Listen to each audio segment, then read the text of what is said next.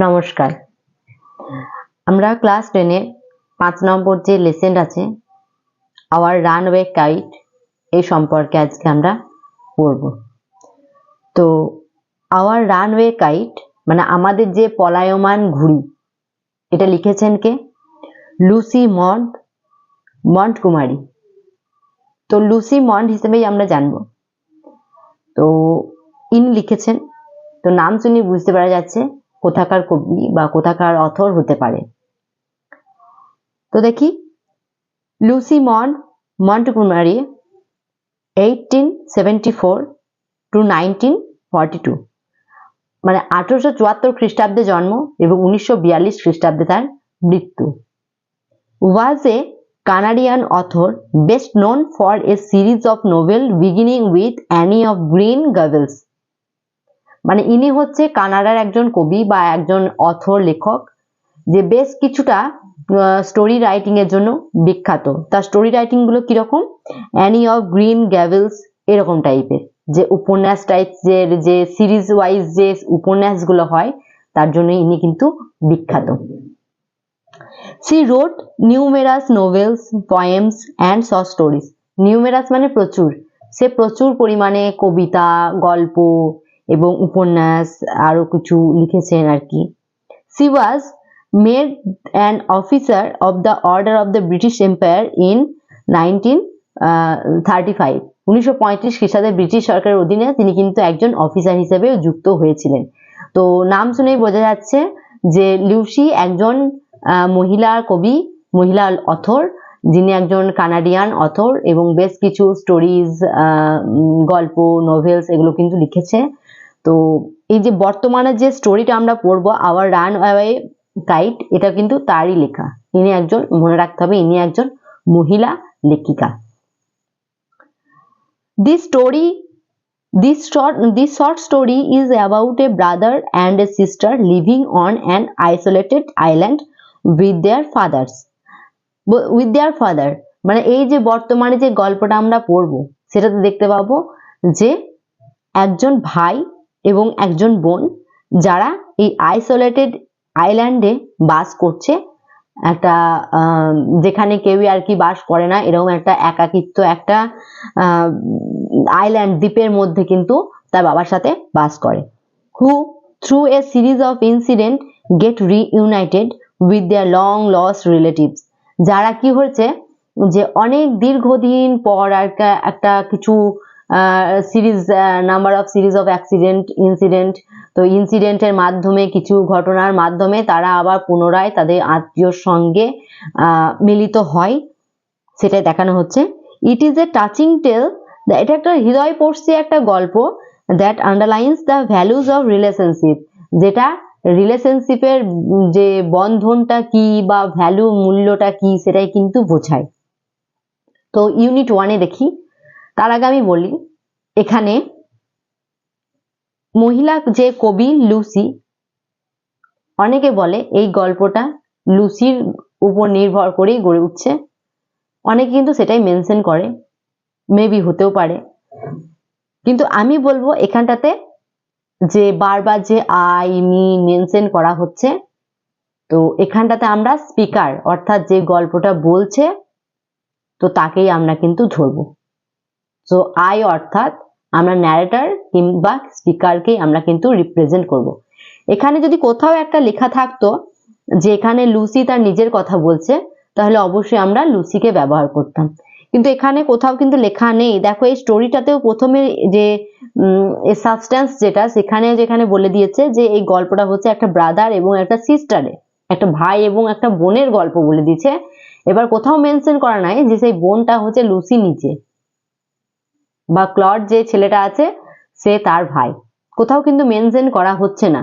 অতএব আমরা এখানটাতে ন্যারেটর বা স্পিকার হিসেবে কিন্তু মেনশন করব। বোঝা গেল? তো তারপর দেখো, of course there was nobody for us to play with on the big half moon। এই যে অর্ধেক চাঁদের মধ্যে যে আমাদের বিগ হাফ মুন যেটা আছে, তো সেখানে অবশ্যই নিশ্চিতভাবে এটা ঠিক যে আমাদের খেলার সাথী কেউ নেই, আমাদের সাথে খেলা করবে এরকমটা কিন্তু কেউ নেই। দেখো এখানে আমাদের বলতে চাইছে যে ভাই বোন দুটোর কথাটা বলতে চাইছে, কিন্তু সেই ভাই বোন দুটো কে সেটা কিন্তু মেনশন এখনো অবধি আমরা দেখতে পাইনি। We just had to make the most of each other and we did, মানে আমাদের বেশিরভাগ আমরা দুজনেই একাকী সময় কাটানোর সুযোগ পাই এবং আমরা সেরকম ভাবেই করি। অর্থাৎ যে আইল্যান্ডে তারা বাস করছে সেখানে একাকী তারা বাস করছে, তাদের সঙ্গে খেলার মতো কেউ নেই, তাই একে অপরের ভাই বোন একে অপরের সাথেই টাইম স্পেন্ড করে বেশি করে এবং তারা একে অপরের সাথেই খেলা করে। বোঝা গেল? We live on the big half moon island, আমরা একটা বড় আইল্যান্ডের মধ্যে বাস করছি, চন্দ্রাকৃতি যে আইল্যান্ড আছে, দ্বীপ আছে, তো সেখানে বাস করি।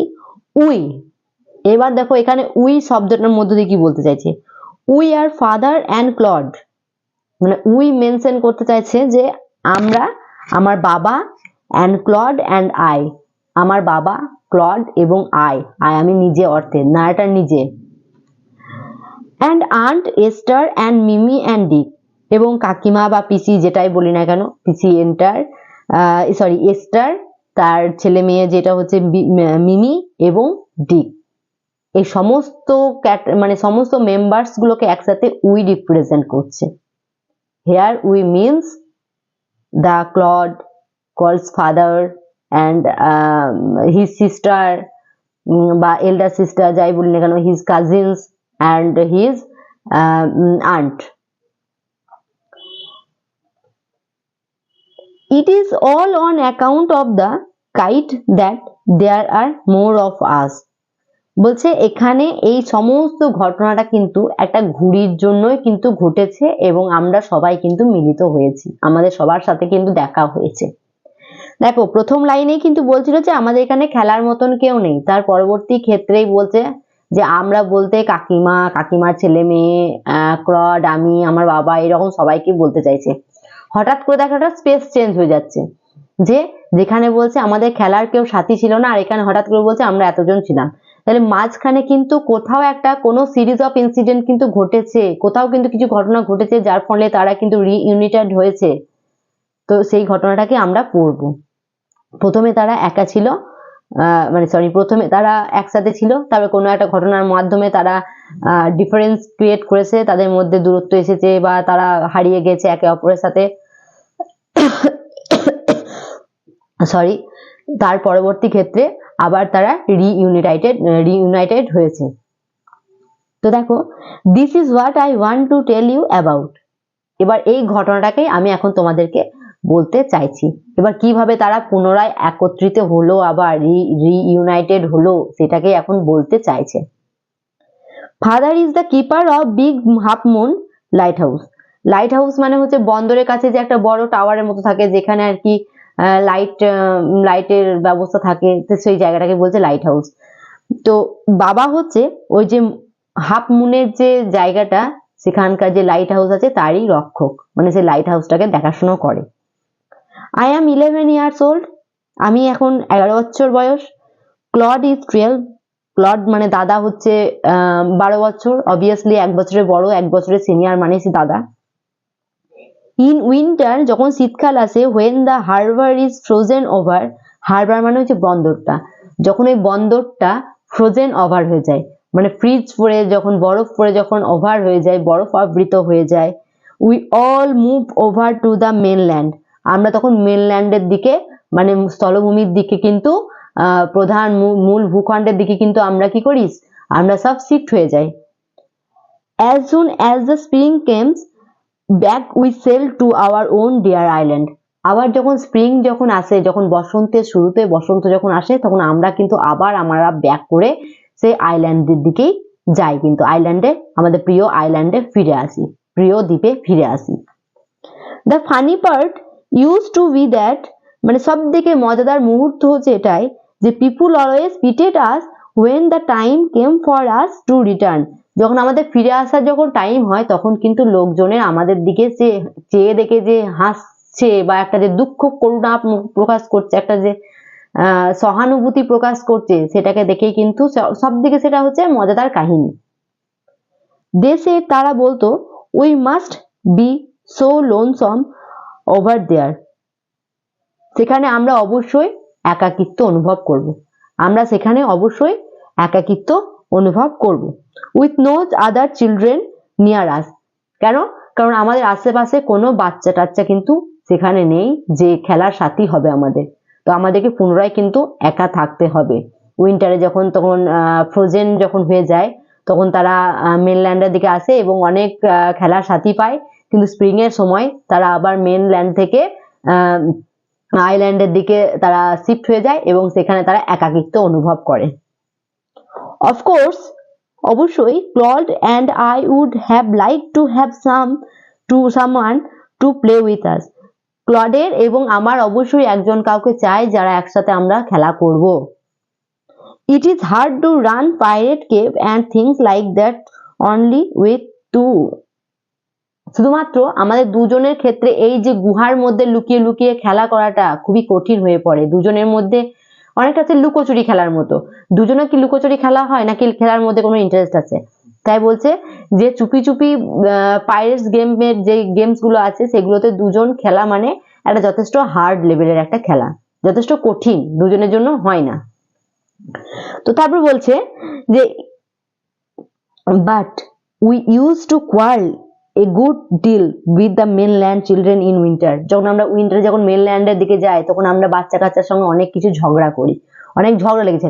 মানে খেলার সময় তো হয় না, মনোমালিন্য হয় না, যার জন্য অনেক সময় যুদ্ধ ঝামেলা লেগে যায়। তাই বলছে যখন আমরা মেনল্যান্ডে যাই যখন উইন্টারে তখন কিন্তু অনেক বাচ্চা কাচ্চার সঙ্গে আমাদের বাচ্চাদের সঙ্গে ঝামেলা লেগে যায়, ঝগড়া ঝামেলা লেগে যায়। So it was perhaps just as well. কিন্তু এটা সত্যি করে খুবই ভালো দিক একটা, এটা খুবই ভালো দিক। কোন দিকটা? That there were none of them on the big moon up, মানে big half moon. Big half মুনে তাদের কেউ নাই, তাদের সাথে কেউ নাই যে তাদের সাথে ঝগড়া টগড়া করবে, ঝামেলা টামেলা করবে, শান্তিতে তারা বসবাস করছে।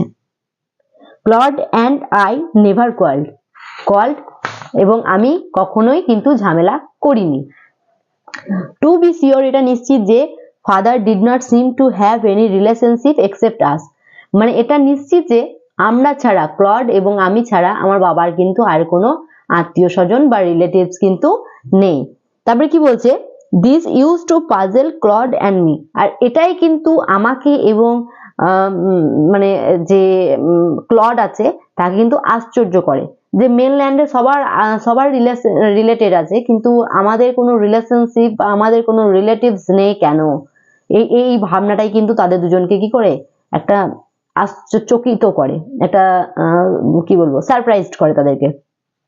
Everybody on the mainland had relation, মানে মেনল্যান্ডের মধ্যে ভূখণ্ডের মধ্যে প্রত্যেকের কিন্তু কি বলবো আত্মীয় স্বজন আছে। why had not we, কিন্তু আমাদের কেন নেই, এই প্রশ্নটা কিন্তু তাদের মধ্যে কিন্তু প্রায় আসে। was it because we live on an island, আমরা কি শুধুমাত্র এই যে মূল ভূখণ্ড থেকে আলাদা একটা দ্বীপের মধ্যে থাকছি শুধু কি এটাই কারণ? এই কারণেই কি আমাদের কোনো বন্ধুত্ব নেই বা আমাদের কোনো রিলেশনশিপ নেই, আমাদের কোনো রিলেটিভস নেই, আত্মীয় নেই, শুধু কি এটাই কারণ? তারপর বলছে দেখো, we thought it would be so jolly to have an uncle and aunt and some cousins. এটা সত্যি জলি মানে আনন্দ, এটা সত্যি খুবই আনন্দের বিষয় হতো যদি আমার সাথে কাকা কাকিমা এবং তাদের যে কাজিনস মানে ভাই বোন আছে তারা যদি একসাথে বাস করতাম, কতই না মজার হতো এটা। once we asked father about it, আমরা একবার এটাকে নিয়ে আমার বাবার সাথে কথা বলেছিলাম বা বাবাকে জিজ্ঞেস করেছিলাম। বাট কিন্তু he looked so sorrowful, তাকে প্রচন্ড দুঃখিত দেখাচ্ছিল এই প্রশ্নটা শুনে। বাচ্চা ছেলের মন, তাদের জিজ্ঞেস করতে মনে হয়েছিল যে বাবা কেন আমাদের আত্মীয় স্বজন নেই। বাবা তখন ওই প্রশ্নটা শুনে চরম দুঃখী হয়ে পড়ে। সে বলে and we wished we had not, এবং আমরা আশা করেছিলাম যে আমাদের এই প্রশ্নগুলো করা উচিত হয়নি, যে বাবাকে এতটা হার্ট করছে যে আমাদেরকে এই প্রশ্নগুলো করা উচিত হয়নি। he said it was all his fault, সে বলেছিল যে এটা হচ্ছে সমস্ত তার ভুল।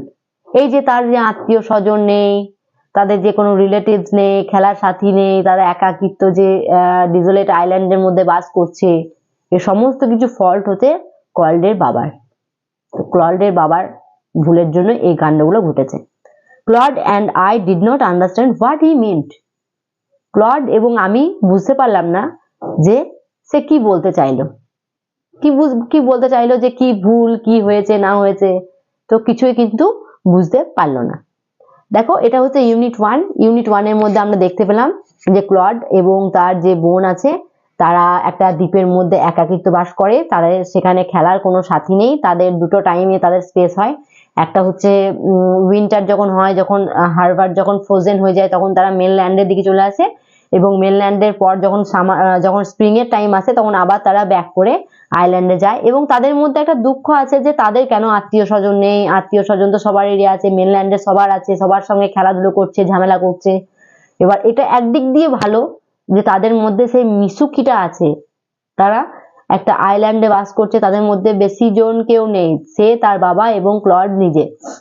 এবার এদের মধ্যে কোনো ঝামেলা টামেলা কিছু হয় না, কিন্তু তারপরেও তাদের বাচ্চা ছেলের মন কখনো প্রশ্ন জিজ্ঞেস করছে হয়তো বাবাকে, যে বাবা কেন আমাদের আইল্যান্ডে এরকম আমাদেরকে একা একা থাকতে হয়, আমাদের কেন আত্মীয় স্বজন নেই। তো বাবা এই কথাটা শুনে কিন্তু চরম একটা দুঃখ প্রকাশ করে এবং মানে সে রিগ্রেট ফিল করে যে এটা তারই ফল্টের জন্য হয়েছে। তো এই অবধি আমরা ইউনিট 1 এ দেখলাম। এবার ইউনিট 2 এ আমরা দেখবো যে আসল কারণটা কি হয়েছিল, এক্স্যাক্টলি তারা কেন একাকী বাস করছে ওখানে। তাদের প্রথম লাইনে আমরা দেখলাম যে উই বলতে আমরা এতজনকে বোঝালাম, কাকা কাকিমা সবাই আছে, অথচ তারা একা কেন, এই কারণটা কিন্তু আমরা পরে অ্যানালাইজ করব ইউনিট 2 এ পারহ্যাপস। তো ইউনিট 1 নিয়ে তোমাদের যদি কোনো প্রশ্ন থেকে থাকে তো অবশ্যই তোমরা আমাকে কমেন্ট সেকশনে জানিও।